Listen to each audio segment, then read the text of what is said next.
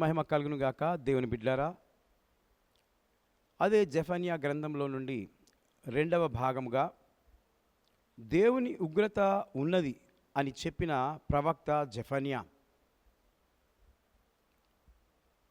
ఈ మాటలు జెఫన్యా గ్రంథము 1వ అధ్యాయము 18వ వచనంలో వ్రాయబడి ఉంది. నేను చదువుతాను, మీరు వినాలని కోరుతూ ఉన్నాను.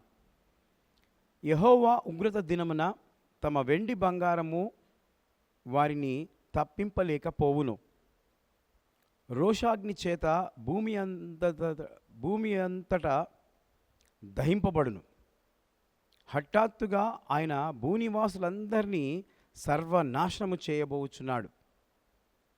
చూడండి, ఎంత భయంకరమైన మాట ప్రవక్త అయిన జెఫన్యా ఎన్నో సంవత్సరాల క్రిందట చెప్పాడు. ఇప్పుడు అవి జరుగుతూ ఉన్నాయి. మీరు కళ్ళారా చూస్తూ ఉన్నారు.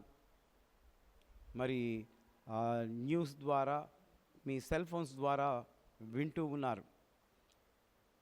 కాబట్టి మానవుడి జీవితంలో చేసే చెడ్డ క్రియలను బట్టి దేవునికి కోపము తెప్పించినప్పుడు ఆయన కోపాగ్ని మనుషులపై ఉగ్రతగా కుమ్మరింపబడుతూ ఉంటుంది. నిజమే దేవుని బిడ్డలారా, ఆయన కోపాగ్ని అగ్ని ద్వారా కుమ్మరింపబడుతుంది, జలప్రళయం ద్వారా కుమ్మరించబడుతుంది, అనేక గాలి తుఫాను ద్వారా కుమ్మరించబడుతుంది. ఈ విధంగా ప్రజలను బొత్తిగా ఆయన కోపము చేత నశింపజేస్తూ ఉన్నాడు.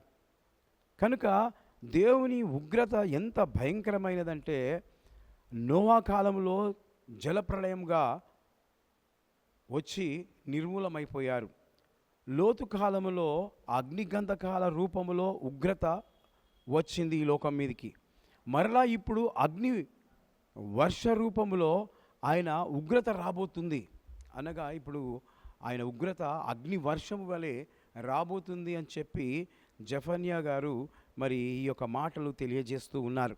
మరలా ఇప్పుడు అగ్ని వర్షము రాబోతుంది అని ఆయన చెప్పినాడు. అది ఖచ్చితంగా వస్తుంది.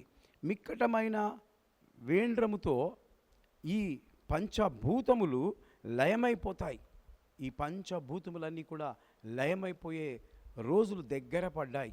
ఎందుకంటే విస్తారమైన పాపము ఈ లోకంలో జరుగుతూ ఉంది. కనుక ప్రియ దేవుని బిడ్డ, వెండి బంగారములు ఉగ్రత నుండి తప్పించలేవు.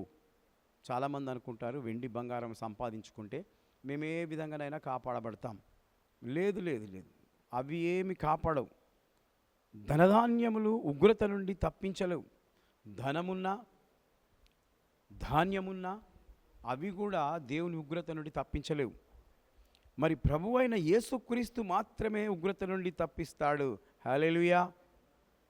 కాబట్టి ఆయనను నమ్ముకొని ఆయన మీద ఆధారపడి మనం జీవించాలని ఈ మాటలు చెప్తూ ముగిస్తున్నాను. దేవుడి మాటలు దీవించి ఆశీర్వదించునుగాక. May God bless you.